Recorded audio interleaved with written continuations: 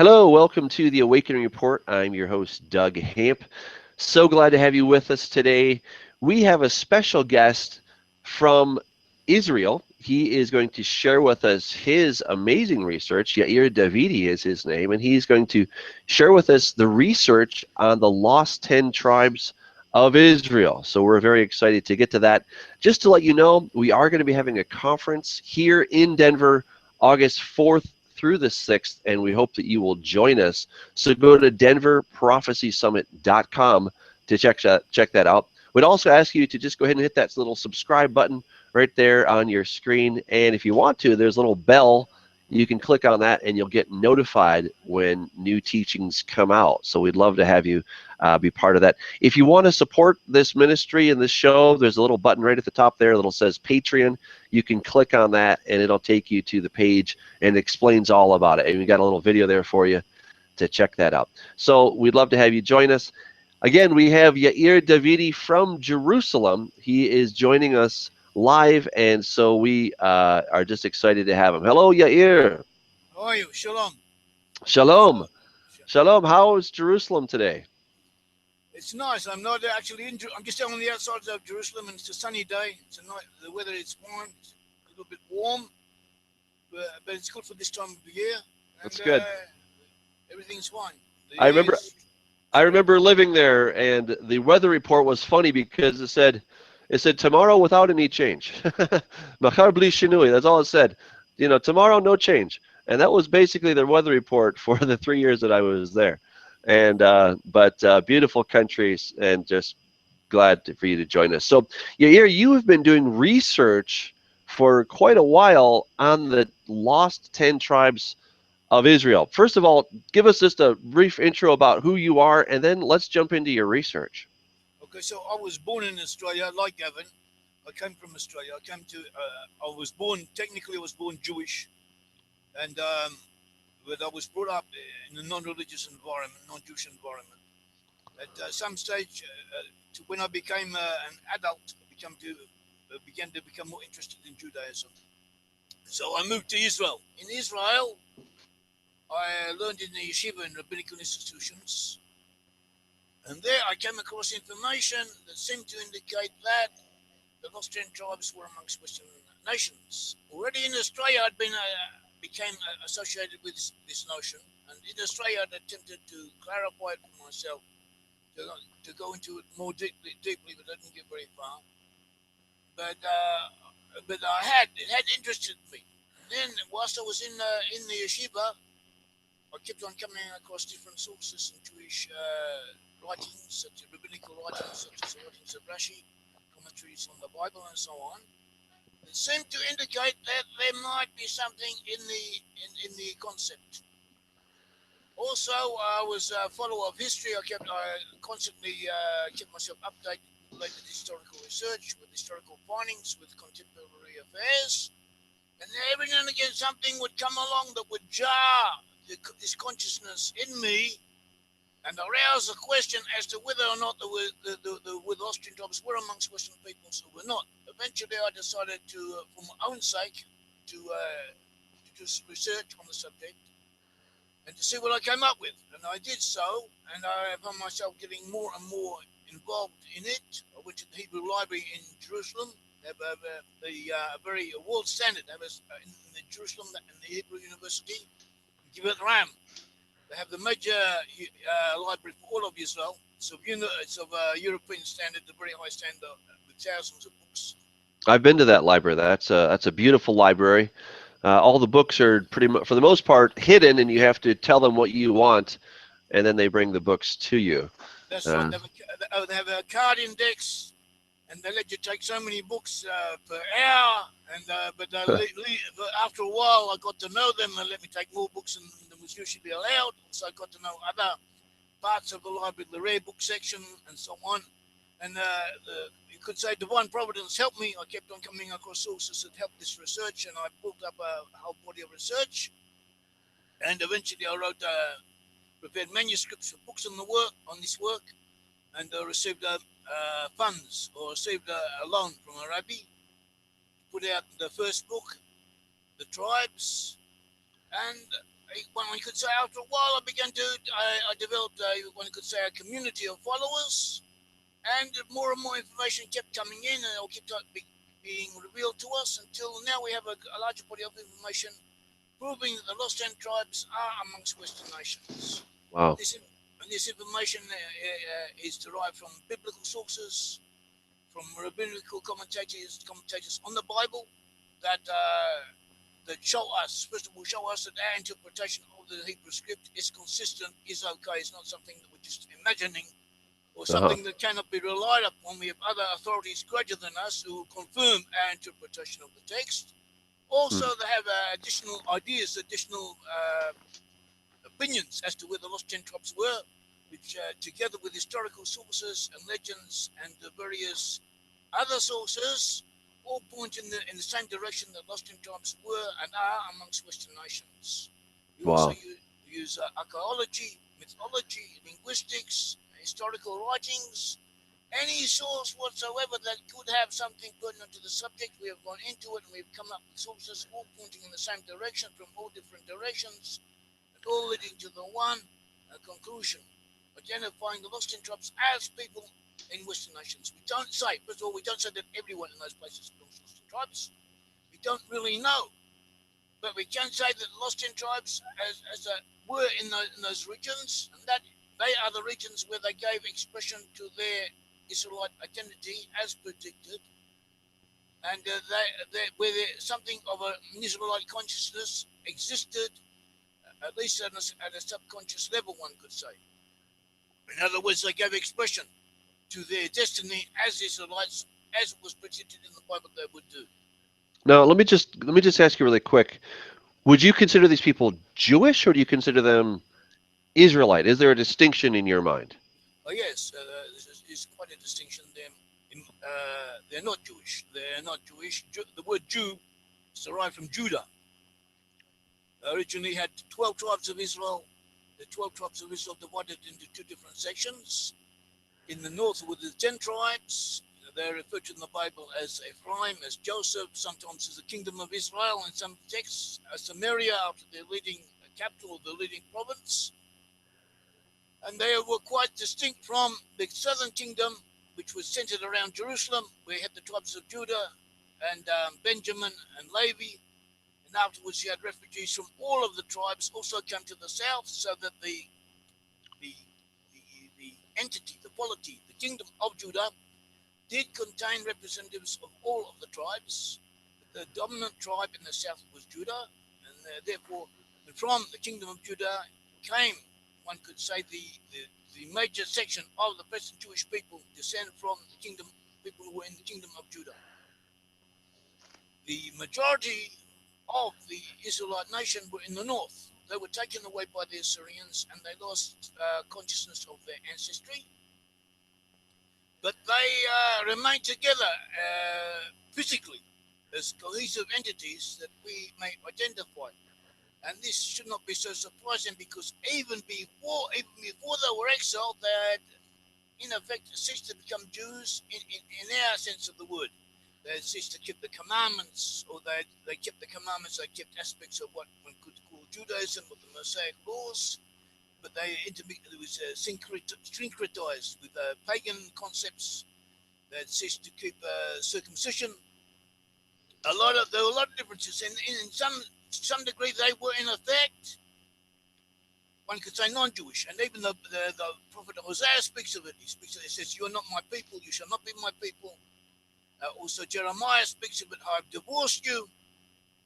And the prophets, while saying this, saying that in effect they were divorced, prophets also emphasized it in the end times, at some stage in the future, in the distant future, they would be reconciled with God. They would be once again accepted as the people of Israel. It was in effect as if they were suspended. Their spiritual association as Israelites, as Jews, one could say, was, to say, suspended. And this is confirmed by rabbinical discussions concerning them. Yevamot 17 and other places discusses it. It's also brought down in Jewish law that, in effect, members of the lost 10 tribes are not legally considered Jewish. That is, they are not bound by the law at the present stage. But there's another principle that in the future they will be re-accepted. They will once again come back. They will return both physically and spiritually. Now, how this, there's the discussions on this biblical verses concerning it. But actually, how it will come about, no one really knows. And that is not, we know, we take this as a principle, and things happen. And it's not really, our task to. I do not consider it part of my task, or part of all the people who around me do not consider it part of our task to occupy ourselves with this. What concerns us is who they are, because divine providence, as you say, had its own reasons for this. Would you like me to explain how we see what the divine providence Yes, intentions please. were? Please, yes, go on. So this is how I see it. This is how we see it from the different sources. We understand that originally the Israelites came out of Egypt. Okay, they were in Egypt.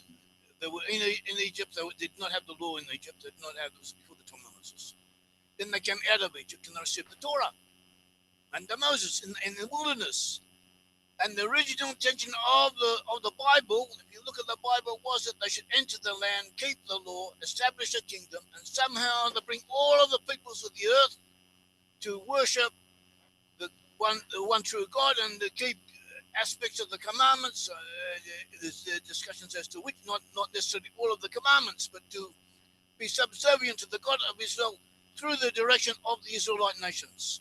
This is what their original task could be considered to have been. Mm-hmm. But it was, one could say. Doug, Yes, sir.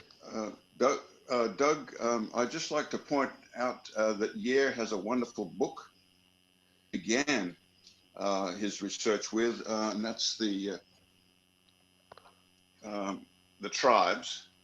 And when I met Yair back in 2007, we did an interview at the hotel in Jerusalem, and Yair and I had a wonderful conversation, and that conversation is on YouTube. And Yair, have you had a few people comment about the YouTube? Has that helped your studies? And no, I get frequent comments and compliments on the interview. It was very successful. Since then, I've done a lot of YouTube interviews, given a lot of talks on the YouTube. The one I did with you was the most successful. I was never able to repeat the success we had, at least in the number of viewers, and everything was against it. We did it in a busy place with people going backwards and forth and people talking in the background. But there was something about it that had that yes. And by the way, we have Gavin Finley with us. Yeah. Just want to say I'm glad you're Gavin Finley. I forgot to introduce him. I'm so sorry, but we do have Dr. Gavin Finley with us, and he will be sharing at the conference as well. So just wanted to recognize you and thank you for being here as well, Gavin. But Yair, please go on with your research. This is really interesting, and I'm glad that Gavin brought up your book. That's very important for people that want to get that. So go on. This is intriguing. So as we understand it, it was too big for at the time, the world situation, the situation of the Israelites, it was too big for them, the whole plant, what is it to say? They couldn't carry it through, and they evolved. There was they became they conquered the land, they conquered the whole area. There was a period of the judges and the period of King Saul, then of David, of Solomon. And Solomon ruled over a good portion of the earth. He was the wisest king who ever lived, but even he wasn't able to fulfill the task that was set upon him. And towards the end of his reign, he began to follow after the advice of his foreign wives and the worship of foreign gods, or allow the worship of foreign gods. And in the time of his son Rehoboam, the 10 tribes split apart. The 10 tribes set up their own kingdom under Jeroboam, the son of Nebat. And different biblical passages indicate that there was a plan for this. When the tribes divided, the King Rehoboam, the son of Solomon, wanted to get his people together, his army, and go after them, chase them, and fight them, and bring them back by force. The prophet came to him and said, you shall not do this. This thing is from me. There's a reason for it. And we understand the reason to have. Yes, Yair, could you explain a little bit about what that big breakup was at the breach of Jeroboam? And this is back in 922. And it seems that in Christian chords, we don't have a real good understanding of what really that big fight was all about. Could you shed some light on that for us? So we are told that when Solomon died, apparently towards the end of the reign of King Solomon, he had begun to tax the people. The taxes were quite burdensome. And then he passed away, and his son Rehoboam in English, became king. And representatives from all of the tribes came to Rehoboam, and they asked him if he would take more consideration of their needs, and have some type of alleviation in the burden that was being placed upon them. And Rehoboam was advised by the elders to placate the people, to come to meet them, to give them something. And then they would follow after him. They would follow after him forever. They would always be subservient to him, and his reign would be successful. But then he went to counsel from the younger men who he'd grown up with, the younger members of the court. And they said, no, show his boss. Show his boss. Tell them that if my father had beaten you to some degree, I'll do it. Even had beaten you with a certain type of whip, I'll beat you with an even stronger type, a more powerful one. And tell them who is boss. Assert yourself. And so he did. So the 10 of the tribe out of the 12 tribes split apart, and under Jeroboam, who was already some type of leader of theirs, they set up their own kingdom. Whereas Judah and Benjamin remained faithful, centered around Jerusalem, and Jeroboam had set up his own kingdom, but they still kept the laws. And every 3 times a year, the people used to go up to Jerusalem to worship at the temple. So Jeroboam saw this. He said that sooner or later, they're going up to the temple, they're going up to worship in Jerusalem. Sooner or later, they're going to reconsider what they have done. They're going to want to reunite with Judah, and I will lose my kingdom. Therefore, he set up 2 centers of worship, one in Bethel and one in Dan, where he had statues of golden calves. And he said, from now on, these are your gods, O Israel, who brought you up out of Egypt. And now, by golden calves, it wasn't necessarily 100% idolatry.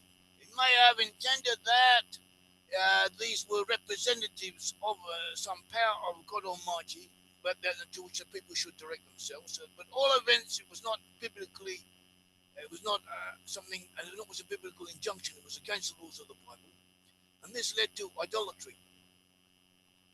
And so the people went from then on. They went down. They degenerated and became more and more affected and influenced by the peoples around them, more and more pagan, until a few hundred years later, the Assyrians conquered them and took them away in stages. And first of all, they took away the tribes who were east of the Jordan. Then they took away the tribes who were east of the Jordan. Then they took away the tribes who were west of the Jordan, and they resettled them in different groups in different portions of the Assyrian Empire. Some they took overland. Most of them they took overland to areas now Mesopotamia, the Caucasus area, south of the Caucasus, all that region, northern Syria, Azerbaijan, Armenia, all that region that the Israelites were settled in. In those areas, the Israelites confederated with other peoples, or became identified with other peoples. They are known as the Cimmerians, the Scythians, the Goths. They also worked for the Assyrians. Some of the Assyrians made some of them slaves, had them working in quarries. We have pictures of them. Others they assimilated into the Assyrian establishment. The Assyrians even took over whole groups of charioteers, whole units of charioteers, and incorporated them into their army. There were generals who were Israelites, and they're serving the Assyrian forces. and they amalgamated, intermixed with other peoples, and the Syrian Empire began to fall apart. At one stage, as Israelites who were identifiable as Scythians or combined with Scythians took over the Syrian Empire for a short period of about 20 years, 26 years or so. But then they lost it, and the Assyrians reasserted themselves, and then they destroyed. Then the Assyrian Empire was destroyed by Israelites, Babylonians, and Medes together. I have a quick question for you. Do you think that the Rav Shakah that came and spoke to Hezekiah, and they said, "Speak to your servants in Yudaiti," do you think that may have been that person could actually speak Hebrew? Do you think he might have been from the Northern Kingdom? It could have been. I understand that there's a rabbinical source that says that he was actually a renegade son of Hezekiah. Oh, really? Wow. Okay. Interesting. Okay, sorry to interrupt. But anyway, it's along the lines of what you were thinking of. It was someone of Israelite stock. Yeah. And while we're at it, can you just check your microphone, the plug that goes into your computer? There may be just kind of a bad connection. I'm afraid we're hearing some feedback. Some buzzing. I'm not hearing anything on this side. You're not hearing any buzzing? No. Okay. Oh, well, now it's worse. But if you're not hearing it, then maybe it's just in my ears. Okay. Well, that's good. All right. So, perfect. So, continue on, please. So the Israelites were so that was one section. Those Israelites who had been taken overland, they were eventually driven out of the Middle East and went to the north, and from there, in groups, they moved westward. There had also been another section who had been taken away in ships. Amos speaks about it. Amos speaks about Israelites being taken away in ships of the Philistines and ships of the Phoenicians of Tyre. That is of the Phoenicians, and resettled in other areas. Isaiah also refers to it. Like there are biblical sources, and we also find archaeological evidence that, in addition to the Israelites who were taken overseas, some of them were taken by ships and resettled in colonies in the west, in what is now southwest Spain, the British Isles, Scandinavia. And there too a similar process took place. At first they worked for the Assyrians, they supplied tin. Suddenly there's a surfeit of tin and of silver in Assyria. The coinage had to change. We find the economic science of this. This is not what I'm saying. Is not entirely a discovery on my own. This is conventional archaeologists in broad lines agree with what we are saying, or we take it from what conventional archaeologists are now saying, together with the biblical passages. So it is academically acceptable that Israelites were settled in the West and under colonies that would be taken to the West by. Could you comment on the movement of the lost tribes north of the Caucasus into the steppes, and the possible push of the hordes north of the Caucasus? The Mongol invasion and so forth. There were huge bands of horsemen there, and it was no place for a peaceful agrarian type of people like the Israelites to be up there when there was no security and there was no place of peace between the valleys where they could raise their agriculture and so forth. Is there an agricultural story to the movement westwards as well, and perhaps the story of the Gog people up in the steppes pushing the Israelites westwards into Europe? Yes and no. There is, as you say, this did take place. We identified the Israelites with groups known as the Cimmerians, who actually were in the steppe area, but went westward at an early stage, already about 600, 500 BCE. They went westward and they intermerged with the people of Celtic civilization. They helped create Celtic civilization as it came came to become known as we recognize it in history. And they eventually also they moved from the first in Central Europe, then they moved to what's now France. From there they moved to the British Isles, and that was where they had their centre. That was where they gave expression to themselves. Actually, they were known. We call them Celts. We call the people in the West Celts. That is the name we give to them after the name the Romans had given to them. Actually, they call themselves Hebrews. Regarding don't we have a lot of literature and music associated with the Celts and the music of Enya and Lorena McKinnon? This music indicating a lost state, and they're sort of wafting in paganism through Europe, and they're searching, they're looking at other gods, and they're in deep idolatry. And of course, we lost the scriptures when we went to Constantine in 325. So we had a terrible state of scriptural famine during the Dark Ages, and that may have well caused part of the Dark Ages of the West.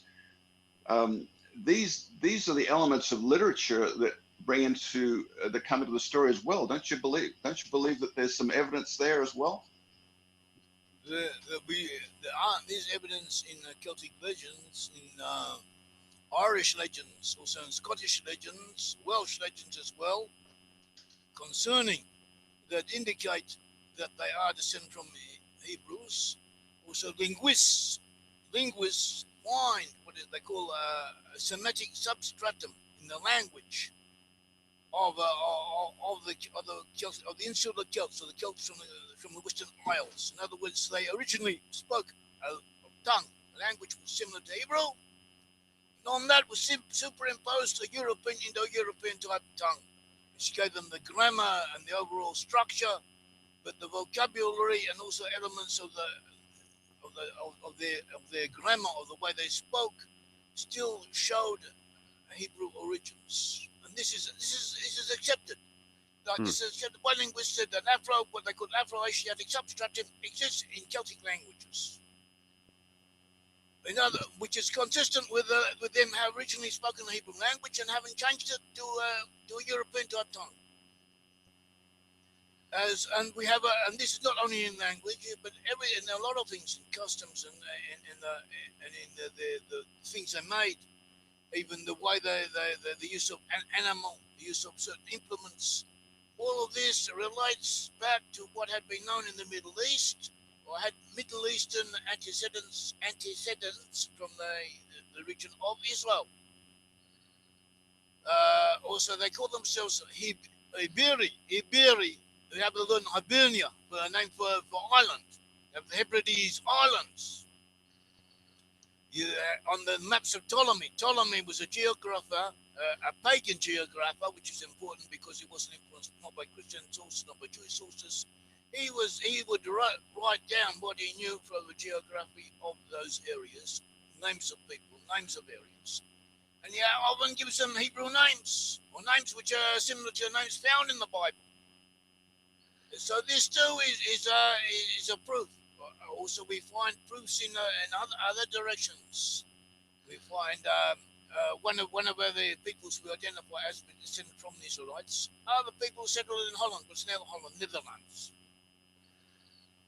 And the blessing of Jacob to Zebulun, we identify to one of the tribes, was Zvulun the Chav Yamim Yishkon. Zvulun would dwell on the shores of the sea. In Hebrew.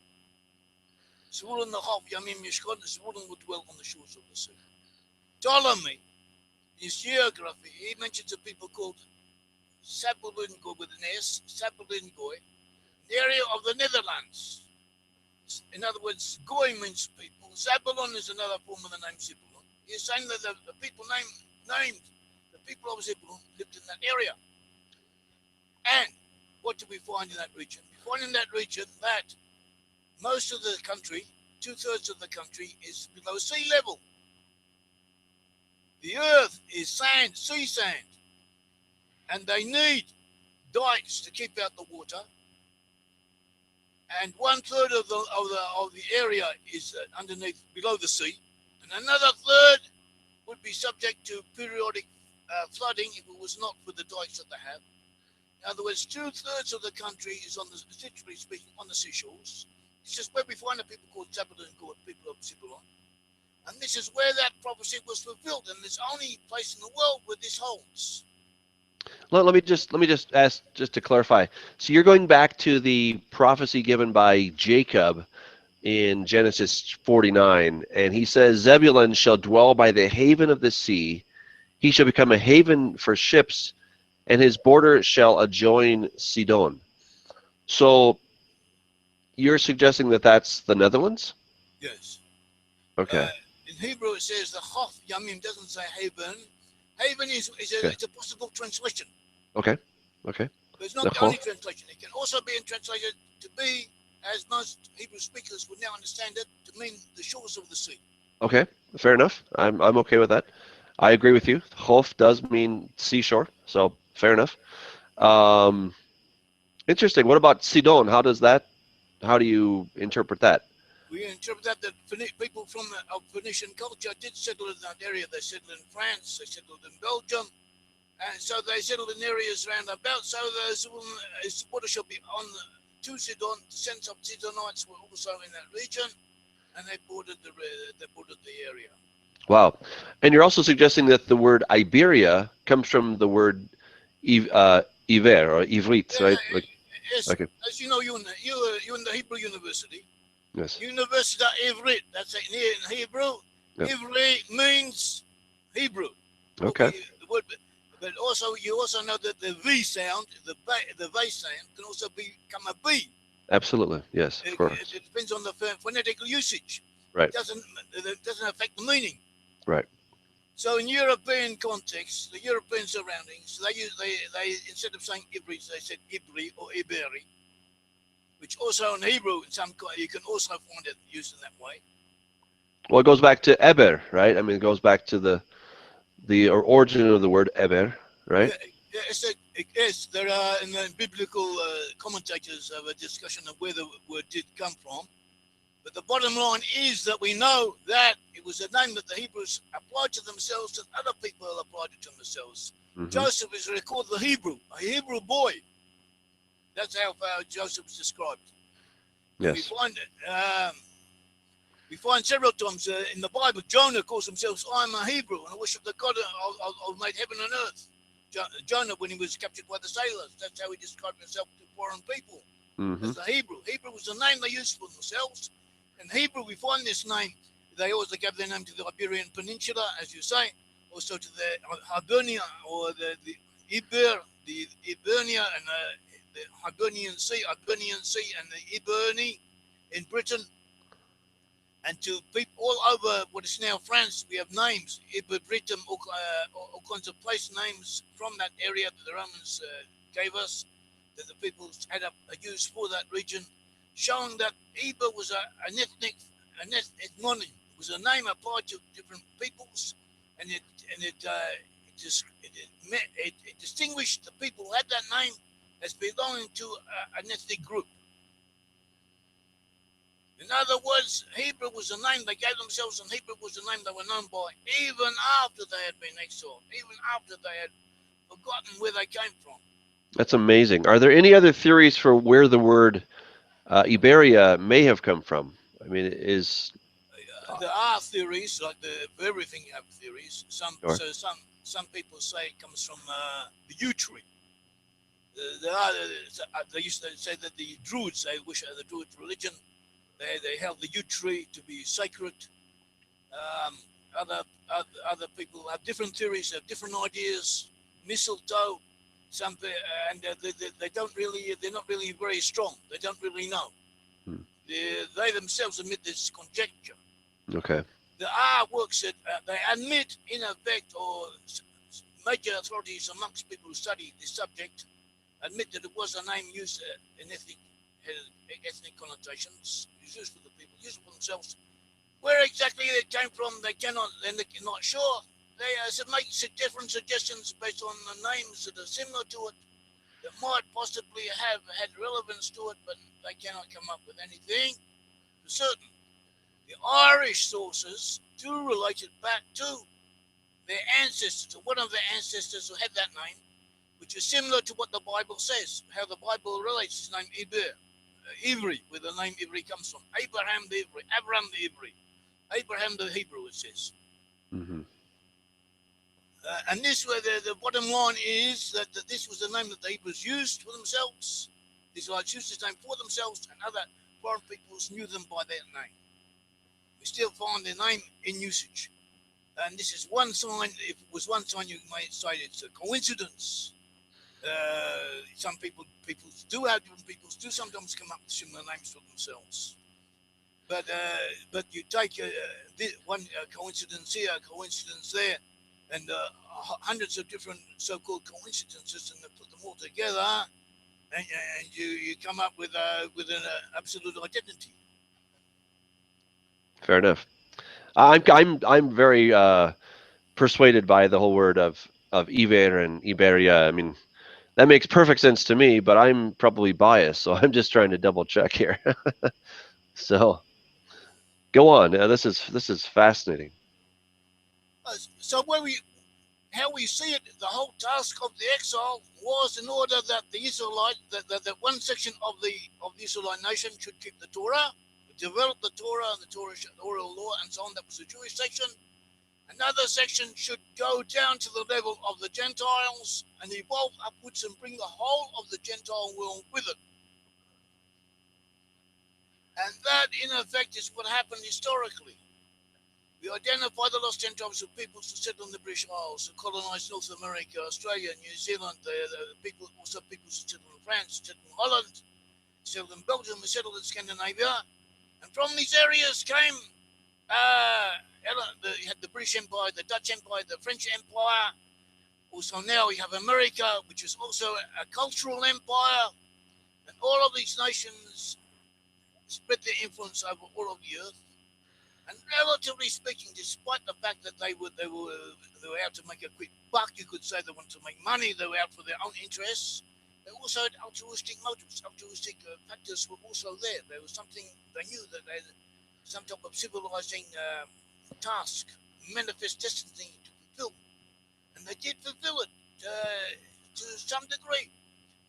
Even now, if God forbid anywhere in the world there is a disaster, or one nation is persecuting the other, or exterminating the other, so the chances are that no one will interfere. There's also a chance that America will interfere, or a combined group of France and Britain will send soldiers in there and try and do something. These are the nations who do something amongst the non-Israelite peoples, and they do help them. They do elevate them.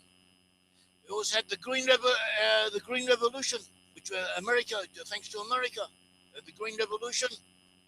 A lot of people never heard of this, but this happened in my lifetime, in your lifetime. You're a bit younger than me, but not unduly so, one could say. There was in Indonesia, in India, throughout Asia, there were problems with crops. So the crops weren't produced, the harvests weren't big enough. They were prone to pests, so prone to all kinds of problems.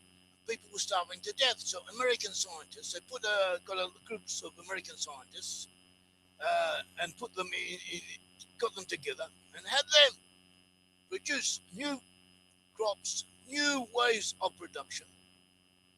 And hundreds of millions of people are now alive because of that. This is one thing they've done, and you can look it up. It's on there. It's well known. I'm not telling secrets here. Even though most people are not aware of it, you can look up the Green Revolution on the web. You'll see a lot of articles about it, explaining it, and telling you with detail, much more detail, what I've just told you. And this is one thing out of very many things which these groups, people as a whole, have done, have contributed to humanity. And this, according to different sources that we have found, also is hinted at in the book of Hosea, in Jeremiah, in different areas, that this was what they would do. They would become a light to the nations. And this is what they have done. But in order to do this, they had to become like unto the nations. at the time when they were in the land of Israel, the peoples of the world were not ready to change, and they themselves were not in a state where they could bring about any change. So this is how we understand the plan of divine providence. This is what we understand the Bible to say. Also, Jewish sources confirm what we have said, and it may not be 100% like that. You can look it up, check it out for yourself, check out the different sources, but it's certainly along those lines in general.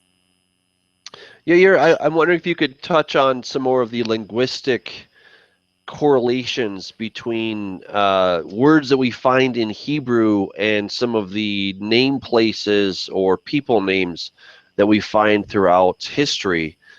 I remember reading about some of these, and I find them very fascinating. How you would explain or how you would understand some of these name places and or people Also, names. you have Denmark, the country of Denmark. Denmark means Danmark. The mark means is German, means border, the borderland, or the country of Denmark. That's one very prominent proof. The kind of Denmark, as we said, we had Sibyllingoy, which we find in ancient times on the borders lands. We find different names concerning the Israelite tribes. We find that the Israelite tribes tended to not only when they were exiled, they were exiled in groups, they cohesive entities. They retained something of their tribal ancestry. And also, if you look in the book of Numbers, also in the book of Genesis towards the end, it has a list of the 70 sons of Jacob. And afterwards, we found in the book of Numbers that these 70 sons of Jacob have become tribal clans within the tribes. And after that, we find throughout the Bible, throughout in the book of Kings, in the book of Chronicles, references to these tribes. Also, archaeologists have found in the land of Israel, different areas of the land of Israel, pottery sherds with pieces of pottery with the names of tribal elements, showing that these did become clan names amongst the people, and they kept some of these clan names. We trace these clan names, and the indications are that more in a very general, very rough way, the tribes stay together or they recoalesce. In other words, different groups who are descended from the same tribe tended over the course of time to come back together. We can identify different areas as having been dominated by specific tribes. I'll give you you asked for an example. I'll give you an example for Sweden.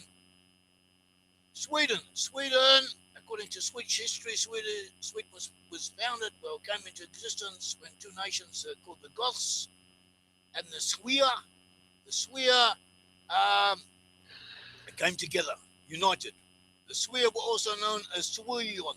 That is how Tacitus, a Roman historian, gives the name. That's how he gives their name.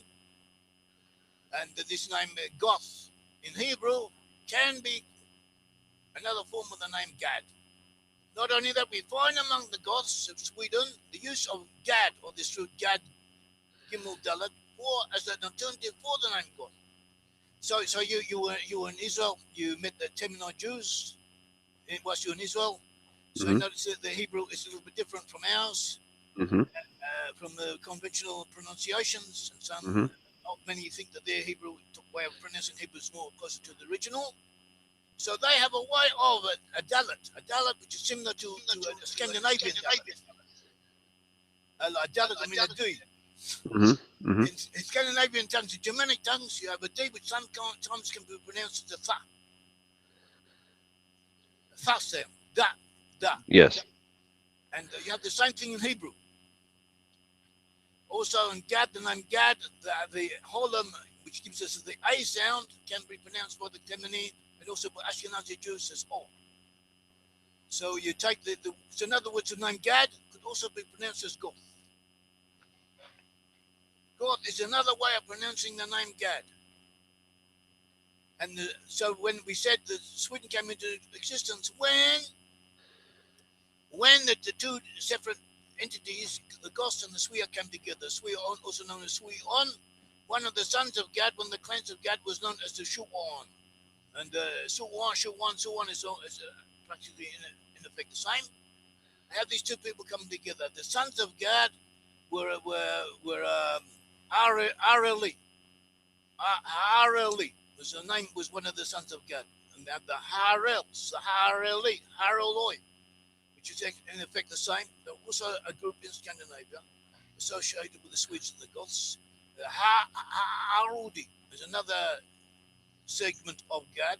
And they had the Harudi in Scandinavia associated with the Goths. And all of the sons of God are found in this region under the same names as tribal groups who are known in history and were associated with Sweden or with the Goths or with that area somehow or other. And not, I mean, go through all of the tribes. This is what the book, the tribes that Gavin showed you. This book goes through all of the different tribes in every tribe and all the names, the clan names, and shows how this process is repeated, so that you have an overall pattern that repeats itself and shows that divine providence wanted the individual tribes to recongregate and to give expression to their tribal ancestry, to who they were. And so this is the way it goes. We have the tribal symbols, tribal symbols. We find that the name America. Do you know where the name America comes from? I don't know. I'm really curious. Okay, you have the name America. You look it up in the encyclopedias, you'll find that a sailor, a navigator called Amerigo Vespucci from northern Italy. He, first of all, Columbus discovered America, or rediscovered America, it doesn't matter. Columbus brought attention to the existence of America to Europe. He is accredited with discovering America. At first, he wasn't sure if it was a separate land. It was not certain if it was a separate land or part of Asia. They didn't know. Amerigo Vespucci was the one who sailed all around the American continents and proved that it was a separate landmass. Mm-hmm. And he drew up a map, and on the back of the map, he wrote his name America. It was pronounced as his name was Americo, which could be pronounced as America. On the back of his map, or the person drawing the map did it for him. All events, one could say, through by accident, the name America became attached to America, to the whole of American continent. Yeah, I remember that history. That's good. Mm-hmm. But in common, the America actually, in common everyday speech, when we say America, we think of the USA. Even though it means that geographically it means the whole continent, or the two continents, North and South America. But when you say America, people think of the USA, and that's what comes to mind. Yes. And we find a concentration of, as we said, of different tribes in the British Isles. People from all of the tribes came to the British Isles, but they were dominated by people from Joseph. Amongst Joseph, you had the two sections. Ephraim, two sub-tribes or two divisions, Ephraim and Manasseh. Areas that somehow or other we can associate with the Manasseh were those from which the earliest settlers, the English settlers of the USA came from, associated with Manasseh. The son of one of the firstborn son of Manasseh in the Bible is called Machir. We have this name Machir, and here we have a Jew. There's a new book came out concerning it was a Jewish kingdom in southern France. I'm getting sorry for going all over the place, but it'll all come together. And some say, in the Middle Ages, there's a Jewish kingdom in southern France, which had its own autonomous region, ruled over by a Jewish prince called Machir in Hebrew, or Ha-Machiri. Ha-Machiri in Hebrew means the descendants, followers of Machir. But in Jewish writings, they took this name Ha-Machiri and used it as a nickname for this person called Machir. Okay? Mm-hmm. He was also important amongst the Gentiles. He went to wars. He became a saint. They made him a saint in the Catholic Church, even though he was Jewish, and they changed it, made a few changes here and there. And he became quite popular in local legends.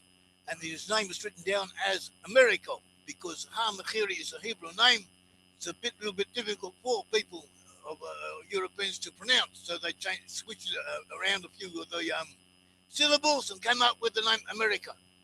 Interesting. And the name became popular in that region, and eventually America received the name, and he gave the name to America.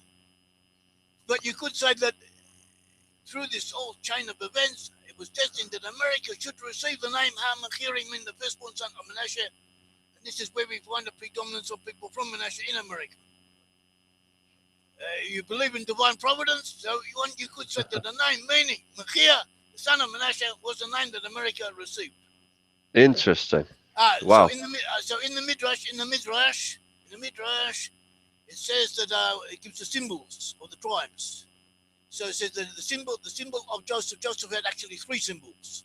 Joseph together, Ephraim and Manasseh together, when they were together, had a symbol which is a picture of Egypt. And Manasseh, when he was alone, had a symbol which was a raim, some type of unicorn. Of Joseph was a bull. But Joseph, when he was together, is a picture of Egypt. And when you, what symbol could you think of when you look out, you think of Egypt? A pyramid. Yeah. Take out a dollar bill and you see the Great Seal. What do you see on the Great? What is the Great Seal? Yeah. A pyramid representing the USA. In other words, the symbol of Joseph is the official symbol of the USA. Interesting. And you can say it's because they were Masons, because of this, it was some part of European culture. It was all kinds of reasons, prosaic reasons you can give, or someone suggested it. I don't know. You can come up with all kinds of reasons, explanations as to why this seal exists, how they took this seal. But if you look at the bigger picture, divine providence so wanted it that way. And we go through all of the different tribal symbols, and we find similar phenomena and similar coincidences or correlations, and we see how they all come together and they all build up a composite picture.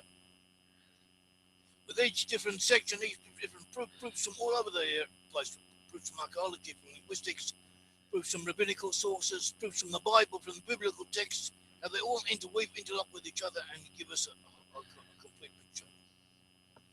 Showing that the lost tribes are in that region, amongst those peoples.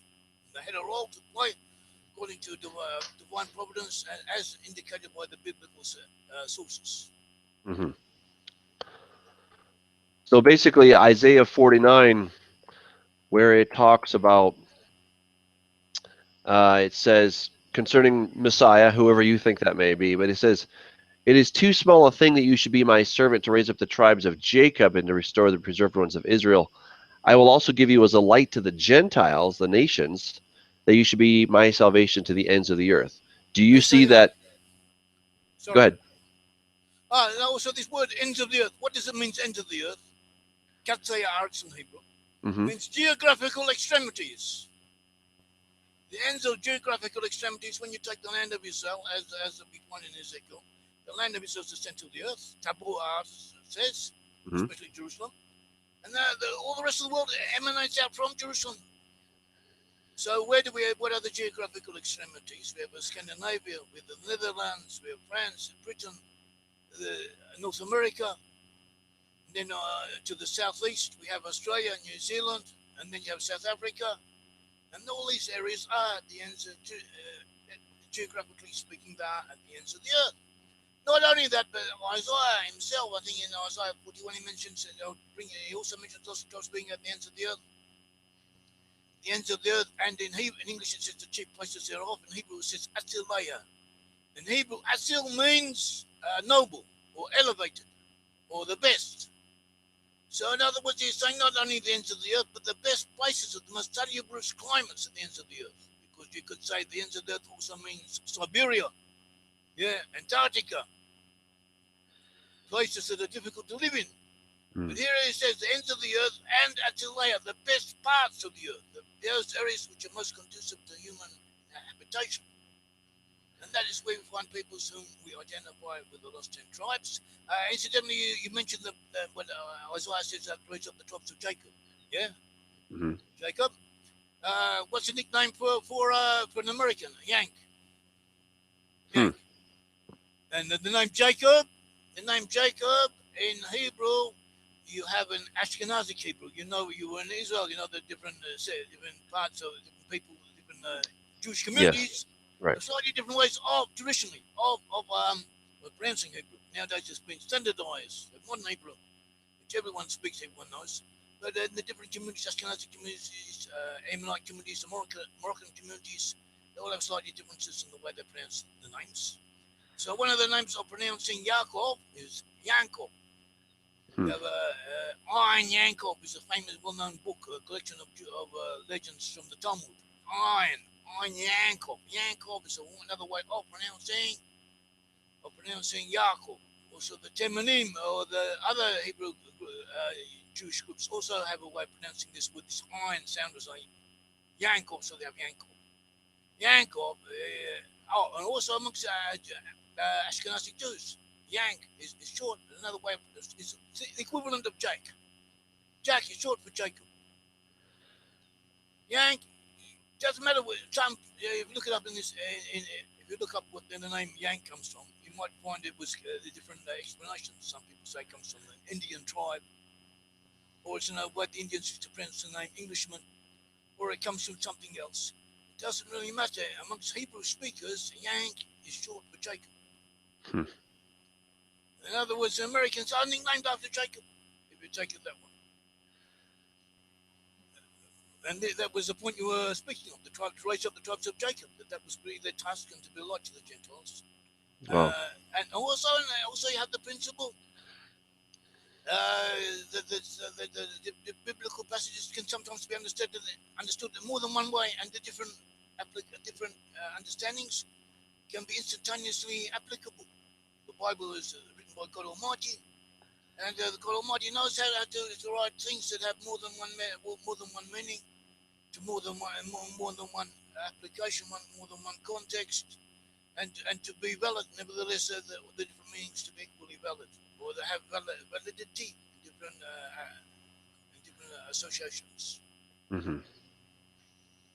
Wow, this is astounding. I mean, it's just so much information, and I can see how your study of this topic has been very exciting, because it really takes you throughout the world and throughout history, to really see what happened to these 10 tribes, and then how, because they were not doing what God had mandated them to do, to be true to Him, to be true to His word.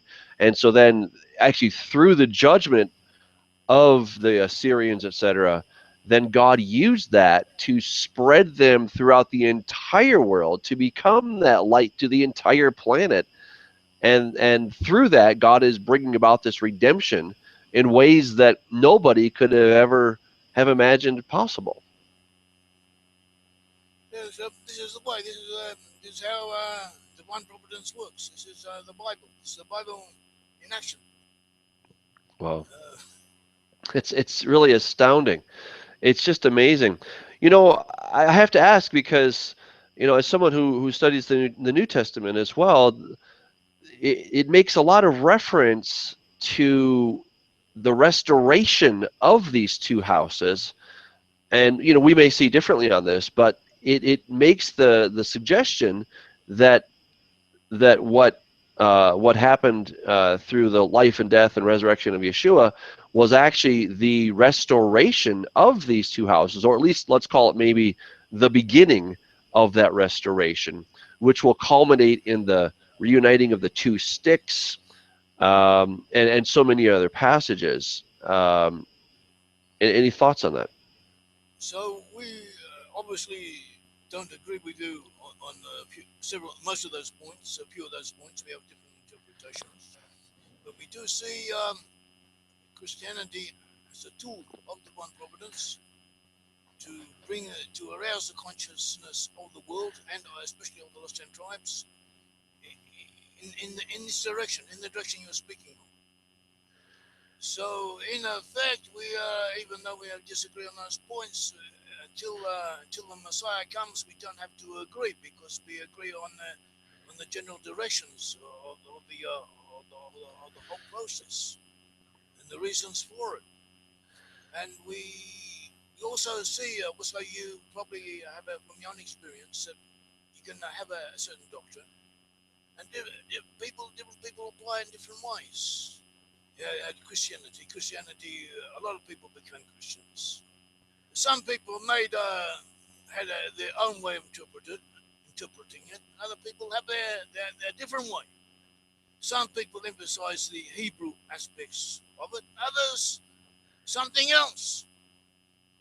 So it could be that an inherent cultural and also even inherited genetic predisposition to use this tool in a certain way is also significant concerning the lost ten tribes and their eventual return. Interesting. Now, concerning these 10 tribes, do you think that they remained distinct groups? Were they assimilated like a drop of wine is assimilated into the ocean? Do you think maybe it's a little bit of both? Maybe there are some pockets of these people and they have been assimilated genetically, or what are your thoughts on that? So first of all, we go according to what the sources indicate. We are not claiming to have any inner knowledge. We go according to what our researchers indicate, and is, as you say, lost in jobs could be all over the place, or they could be concentrated in certain areas. Our understanding is that they were destined to become concentrated in specific regions. Somehow or other they kept together, and that they reconverge. It could be that for instance, our studies indicate that in the 1700s there were large migrations from Germany to the USA.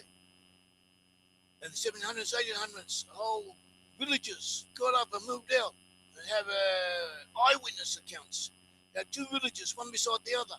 Both villages were in the same economic situation, the same social backgrounds. Members of one village all get up and go. Members of another village stay behind. The same phenomenon in Italy. And people who studied it at the time, eyewitnesses, that was the beginning of anthropological studies, of racial studies, one could say. They claimed that there were differences between those who were moving out and those who stayed behind. So we're not committed in this, but we take it as significant. That for instance, we even though in certain areas we find lost in tribes to have been the dominant groups, in other areas we find them to have been present but not dominant.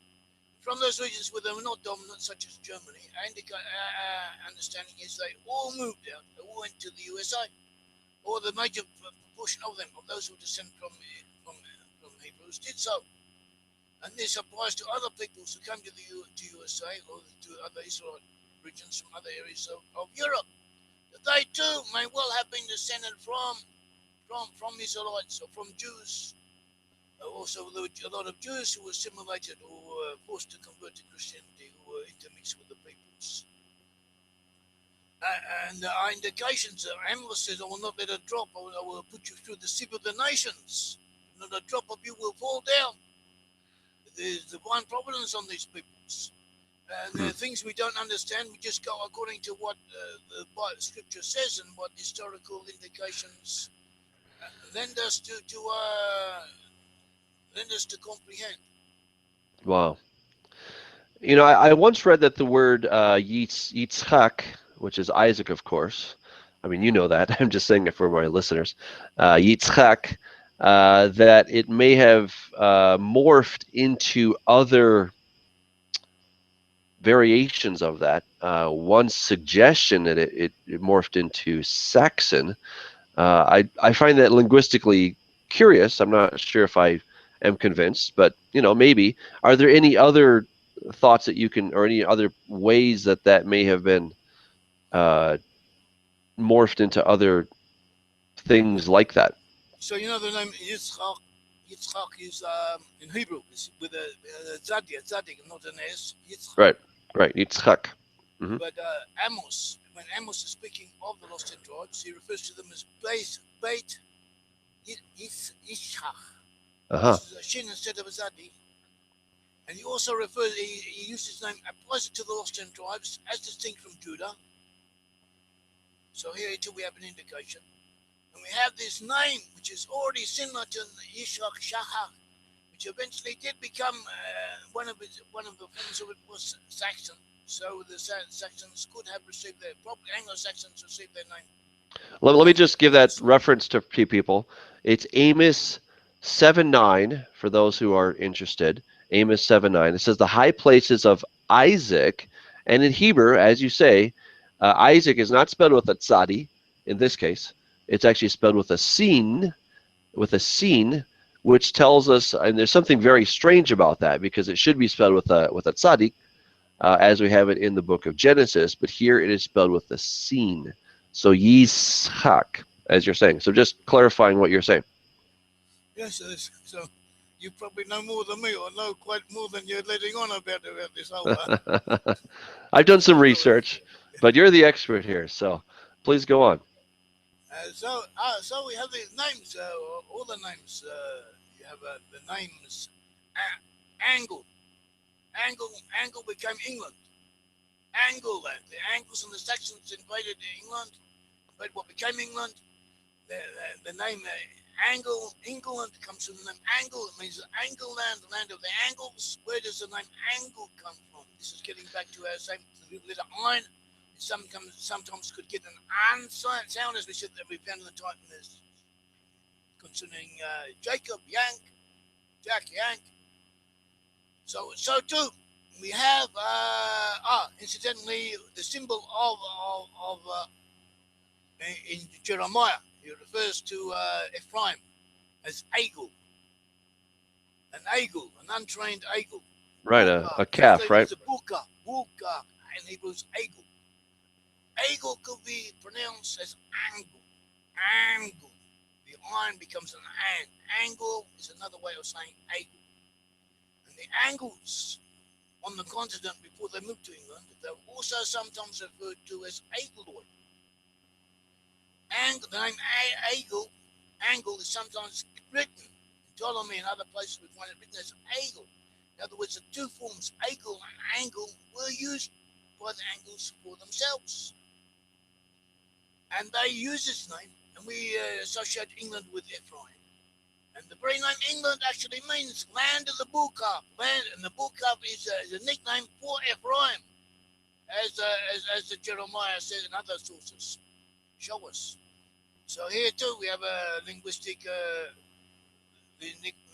evidence, and this is combined with other proofs, archaeological evidence and legends. Wow. And legends from a lot of different fields of study, which also point in the same direction, identifying the lost and John Swift peoples who settled in Western Europe. We have Reuben. We find the Reuben dominant in France. Had Reuben, the nickname short of Ruby is short for Reuben. The symbol of a Reuben was a ruby. The ruby stone on the breastplate of the priest was a red stone. It was a ruby. The ruby may be derived from the name Reuben. At all events, Ribuari is actually means Ribuari. Bari is in Aramaic, means son of Reuben. Ribuari Franks gave their name to France. The France is named after the Franks. The major tribe of the Franks was the Ribuari, which was named 10. One could mean or be understood to mean the sons of Reuben. We have the different sons, Hetzoni, and different names of the sons of Reuben, which are repeated amongst tribes who settled in what was now France. And we have the attributes of Reuben. We have the story of Reuben. We find that Reuben was he brought mandrakes to his mother. He brought mandrakes to his mother. The mandrakes had the aphrodisiac, let's say, properties, good for fertility and so on. Also, later Reuben is described, at least according to the simple meaning, as having an improper interest in the concubine of his mother. Yeah. So we have France, the land of love, romance. We have the same characteristic repeating itself. Interesting. And also concerning France in Hebrew. In Hebrew, France is called Zarephath. Yeah. Zarephath. That's right. Yeah. Mm-hmm. Yep. Look at the Hebrew Bible in Obadiah. Islam, chapter 1. It's only one chapter in the book of Elijah. Verse Islam says, Galut Ha'el is Asher Zarafat Ad Kanani, which is from Zarafat. I've used the name Zarafat Ad Kanani. Rashi says, Per Zarephath, he means the lost 10 tribes who went to Zarephath, which is a land now known as France. In other words, Rashi, the foremost rabbinical commentator, is saying the lost 10 tribes were in Zarephath. Another foremost early commentator, Abarbanel, says that by Zarephath, he means not only the area of France, but also England. The term Zarephath applies to both England and France, and here too the exiles were to be found. So you could say that, literally speaking, the Bible itself says the lost 10 tribes, according to this understanding at least, were in that region. That is where the lost 10 tribes were to be. And the book of Elijah refers to it, says Galut Ha'el is a Galut Ha'el. Don't know how they translate it differently in English, but Galut means exile, as you know. Ha'el can mean the Rishon, first exile of the Israelite nations, the 10 tribes. First the 10 tribes were exiled. After that, Judah was exiled to Babylon, but returned from Babylon. Interesting. There's a theory that the name Galat, may be derived from Galut. What are your thoughts on that? It could be that is a possibility. There is a possibility. Also, Gole, then they had the Gal, or the names applied to those peoples. Gaul, where we get the name in English, Latin form Gaul, could also be from the same source you're speaking of.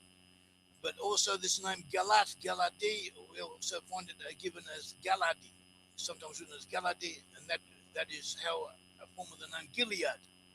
The name of the area where Reuben settled east of the Jordan was known as Gilead. That is the region of Gilead. So they're calling themselves after the people. You could take it to say that they are calling themselves after the area they had come from. Galadi, even now in French, that is the name, is how they translate the word Gilead. Now the G and the K or the C can also be interchangeable. Do you think that the word Celt or Celt it could be related to that, or is that going too far? I don't know. There are. I don't know myself. I'm not decided. No decision on the matter. There are authorities that take the name Celt to be a compression of the word Galati, which you yourself spoke about. Mm-hmm. Galati, Celt. There are people who understand it that way. Okay, because it's interesting. If the word Galut is related to the word Galatia, then we have the book or the letter to the Galatians in the New Testament that Paul writes to. That would be very interesting if that were the case. Could look it up. Could check into it. Yeah, fascinating stuff. One last question, because we're just about out of time here. The word Brit in Hebrew means covenant. Do we see that word Brit used in anywhere in your research? Yes, we have referring to lost tribes. The Isaiah 49, which you mentioned, it says, I'll make you a covenant of the people.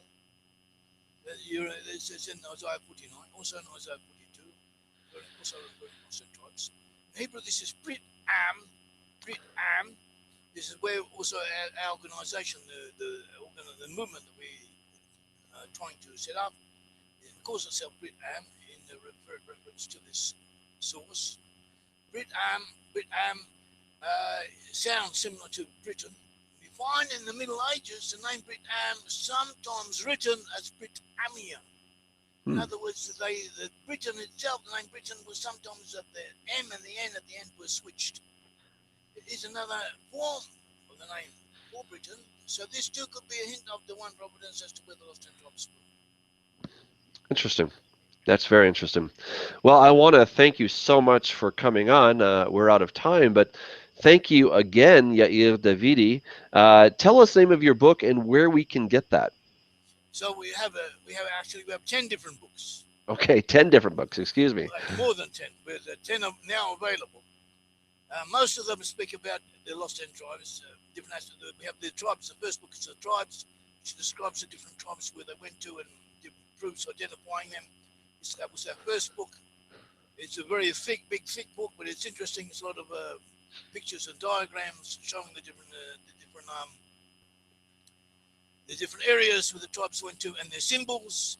We also have another biblical truth which describes concentrates on the book of Genesis, the blessings to the tribes, how the blessings came into fulfillment.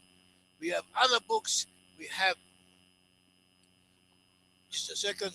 We have other books. It's fine. Just where can we get those? Would it be at Brit Brit? Yeah, you can go to our website, britam.org. Britam.org, everyone, if you want to check out more of his research. Britam, that's BRITAM.org. Britam, was it? .org. Okay, .org, yeah. So Britam, BRITAM.org, and you can check out more of that research.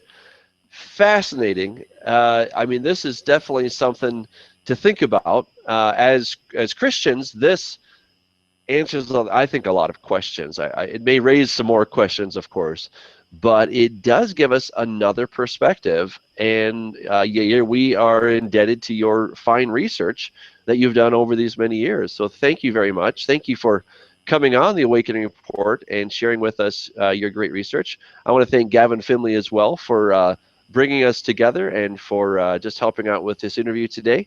And I want to encourage you guys to go ahead and check out his website, check out his books, pick some up. You'll be definitely blessed.